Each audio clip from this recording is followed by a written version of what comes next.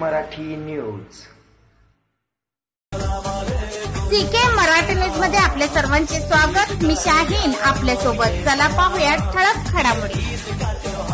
शमाये मोहम्मदी foundation Maharashtra राज्य corona पार्श्वभूमीवर बकरी ईद साधेपणाने साजरी करावी. मी माझ्या सर्व मुस्लिम बांधवांना विनंती करतो की आपण सर्वांनी आपल्या घरीच राहून प्रार्थना करावी.